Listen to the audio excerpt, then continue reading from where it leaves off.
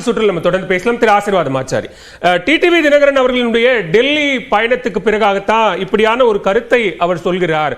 இது அதிமுக மீதான அக்கறையா அல்லது அவருக்கு கொடுக்கப்படுகிற அழுத்தமா அப்படிங்கிற ஒரு சந்தேகத்தை அதிமுக தரப்பிலிருந்து எழுப்புறாங்க.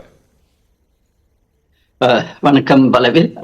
அதுக்கு அவரே பதிலும் கொடுத்திருக்காரு. அது மாதிரி டெல்லி வரும்போது அவர் பாஜக உள்ள தலைவர்கள் யாரையும் அவர் சந்திக்கவே இல்லை அப்படின்றதுக்கு அதுக்குரிய தெளிவான அவர் தன்னுடைய விளக்கத்தையும் அவர் கொடுத்துட்டார். என்னுடைய முதல் கட்ட கருத்து அப்படின்னு எதை பாத்தீங்கன்னா, நான் 2 டேட்டா பாயிண்ட் உங்களுக்கு சொல்ல விரும்புகிறேன். அதுக்கு முன்னாடி அரசியல் அப்படின்னும் போது 1+1 2 கிடையாது. 1+1 11. அதுதான் கூட்டணி தர்மம். அதுதான் கூட்டணியுடைய ஃபல்க்ரம் பாயிண்ட். அதுதான் இல்லாட்டினா இன்னைக்கு யாருமே கூட்டணி பத்தி யாரும் பேச தேவையே இல்லை. ஒவ்வொரு கட்சியும் எந்தெந்த கட்சி எல்லாம் தேர்தல போட்டி போடுறாங்களோ அவங்க தனித்தனி களம் காணலாம். யார் அதிகமாக ஓட்டு வாங்குறாங்களோ அவங்கள மக்கள் தேர்ந்தெடுத்தாங்க அப்படின்னு பண்ணலாம். எதனால கூட்டணி அப்படின்ற அந்த கருத்தே வருது அப்படின்னா அது எல்லாத்துக்குமே பொருந்தும். 1+1 11 அடிப்படை சித்தாந்தம் அரசியலை பொறுத்தவரை. இப்ப நான் 2 டேட்டா பாயிண்ட் கொடுக்கிறேன். 2021, 2024. 2021 திமுக வாங்கின அந்த ஓட்டுகளை பாத்தீங்கன்னா 1,74,30,179. அதாவது பெர்சன்டேஜ் பாத்தீங்கன்னா 37.7%. அதே திமுக கூட்டணி வச்சிருந்த சமயத்துல கூட 2024 அண்மையில நடந்த லோக்சபால 1,84,89,879, அதாவது 26.93% ஸ்ட்ரெயிட்டவே, அதாவது 3 வருடங்கள்ல 2021க்கு பிறகு 24 நடந்த தேர்தல்ல 10.77% வாக்கு வங்கி அவர்களுக்கு கீழே போனது. அடுத்த பாயிண்ட், 2023 வரை நாங்கள் அதிமுகவோட சேர்ந்து பயணித்தோம்.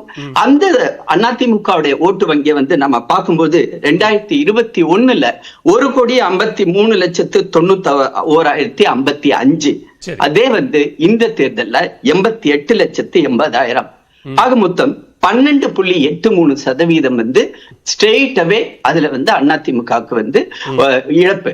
இப்போ 23ல நாங்க அவங்கள போய் சொல்லவே இல்லை. அதாவது அதிமுகவை நீங்க எங்க கூட்டணியில இருக்காதீங்க அப்படின்னு சொல்லவே இல்லை. For that matter Atal Bihari Vajpayee கவர்மெண்ட்ல இருந்து ஆரம்பிச்சு எந்த ஒரு கூட்டணி கட்சியையும் பாஜக நீங்கள் வெளியே போகணும் அப்படின்னு சொன்னதா வரலாறு கிடையாது. அதிமுக இருந்தார்கள், ஜெயலலிதா அவர்கள் இருந்தார்கள். அவங்க கூட தானே விலகி போனாங்க. பார்லிமெண்ட்ல நோ கான்பிடன்ஸ் மோஷன் வந்துச்சு. அடல் பிஹாரி வாஜ்பாய் அவர்களோட தலைமையிலான அந்த ஆட்சி பறிபோனது. அதுக்கு பிறகு திமுக வந்தாங்க. 2003 டிசம்பர் திரு முரசொலிமாறன் அவர்கள் இறக்கிறார்கள்.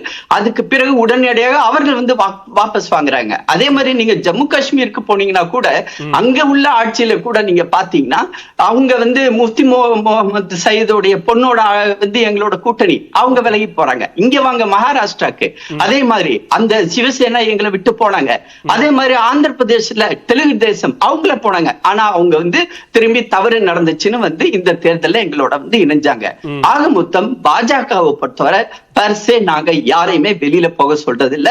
அந்தந்த கட்சிகள் அந்தந்த முடிவை எடுத்து போகும்பொழுது அது அடுத்த வரக்கூடிய தேர்தல்ல அதை மக்கள் ஒத்துக்கிட்டாங்களா வரும் அப்படிங்கிற ஒரு நம்பிக்கையை வெளிப்படுத்துறீங்க. அப்படி புரிஞ்சுக்கணுமா? இல்ல, அப்படி இல்ல. அதாவது அதை நான் நேரடியா அது மாதிரி சொல்ல முடியாது. அண்ணாமலை அவர்கள் இதுக்கு தெளிவாக விளக்கத்தை சொல்லியிருக்காரு. இந்த அதாவது தமிழ்நாட்டை பொறுத்தவரை இன்னைக்கு பிஜேபி வர்சஸ் திமுக அப்படின்றது கள நிலவரமாக இருக்கிறது. களம் அதை நோக்கிதான் போய் கொண்டிருக்கிறது.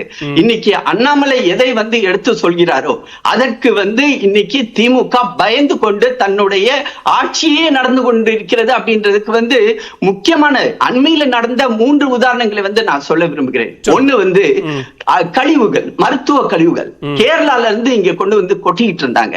ஆனா அண்ணாமலை அவர்கள் சொன்னாங்க இதை நிறுத்தணும், இது திரும்பி அங்க போகணும், இல்லாட்டினா நானே டிராக்டர்ல உட்காந்து எல்லாத்தையும் கொண்டு அங்க போடுவேன்னு. இன்னைக்கு நடந்தது என்ன? கேரளால இருந்து எல்லாத்தையும் திரும்பி எடுத்துட்டு போயிட்டாங்க. பல 100 கோடி கழிவுகள் திரும்பி போயிடுச்சு. அதே மாதிரி மெட்ரோ, சென்னை மெட்ரோ பத்தி இவங்க குரல் கொடுத்தாங்க. உடனடியாக மத்திய அரசு, மோடி அரசு இது ஒரு ஜாயிண்ட் செக்டர் ஸ்கீமா நாங்க பண்றோம், 65% நாங்க பணம் கொடுக்கிறோம், 35% நீங்க கொடுத்தீங்கன்னா பரவாயில்ல அப்படின்னு. அதே மாதிரி ஒவ்வொரு கட்டத்திலும் நீங்க அண்மையில டங்ஸ்டன் அங்க வந்து டங்ஸ்டன் பத்தி நம்ம விரிவா பேசணும். டங்ஸ்டன்ல வந்து மக்கள் குரல் எழுப்பினார்கள், உடனடியாக அதற்கு ஒரு தீர்வு. ஆக இன்னைக்கு தமிழ்நாட்டுடைய கள நிலவரம் பாஜகவை நோக்கி நகர்ந்து கொண்டிருக்கின்ற பட்சத்துல இது மாதிரி வந்து அவர் திரு டிடிவி தினகரன் அவர்கள் தன்னுடைய கருத்தை அவர் வந்து வைத்துள்ளார். எந்த இடத்தில் மாநில பாஜக தலைமை குரல் எழுப்பியதா? மக்கள் குரல் கொடுத்ததற்கு மாநில பாஜக செவி சாய்த்தது.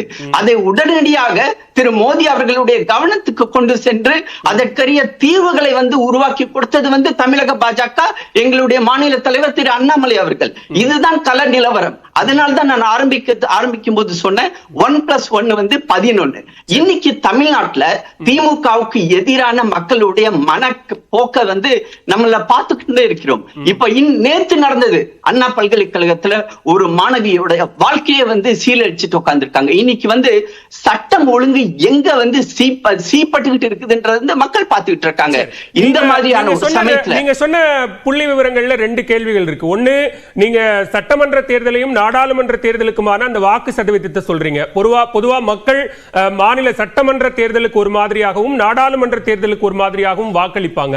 அந்த அடிப்படையில இதை பார்க்க வேண்டாமா என்பது ஒன்று. அதே போல பாஜக கூட்டணியிலிருந்து வெளியேறிய பிறகுதான் அதிமுகவுக்கான சிறுபான்மை வாக்குகள் கிடைத்திருக்கிறது. சிறுபான்மை வாக்குகளை அறுவடை செய்யக்கூடிய ஒரு சூழல் அதிமுகவுக்கு உருவாகி இருக்கிறது அப்படிங்கிறது அதிமுகவினுடைய சுய பரிசோதனை. சோ அது ரெண்டுத்தையும் பார்க்க வேண்டாமா? அப்படி பாத்தீங்கன்னா 40க்கு 40 திமுக கூட்டணி வந்து விட்டது. அதன் காரணமாக அதை வந்து இன்டர்புலேட் பண்ணும்பொழுது 200க்கும் மேலாக 234 தொகுதியில் கூட சட்டமன்ற தேர்தலில் எங்களால் வெற்றி வாய்ப்பு உள்ளது அப்படின்னு திமுக அண்மையில பேசியிருக்கிறாங்க.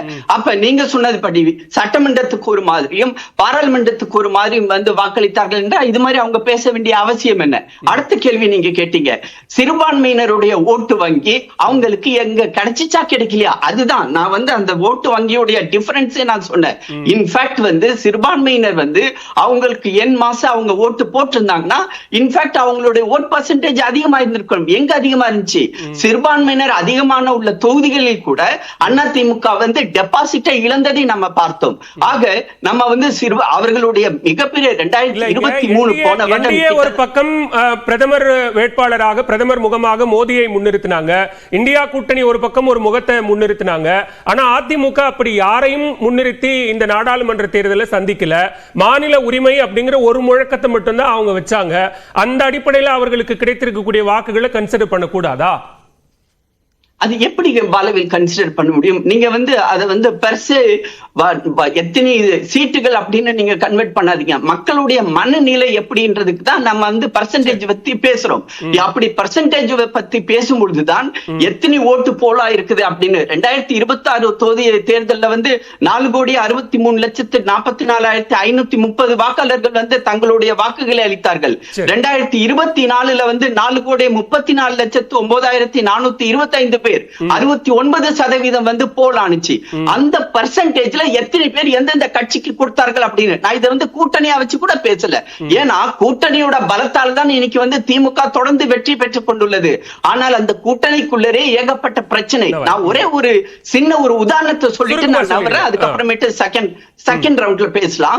இன்னைக்கு வந்து தீய சக்தி அப்படின்னு பார்த்தா அது திமுக தீய சக்தி. இன்ஃபேக்ட் வந்து இந்த விவாதத்துக்கு நீங்க திமுகவுடைய பிரதிநிதியை கூப்பிடுவீங்கன்னு நான் நினைச்சேன். நீங்க கூப்பிடல. இருந்தாலும் சொல்ல வேண்டியது மக்களுக்கு சொல்ல வேண்டியது வந்து ஒரு கடமை.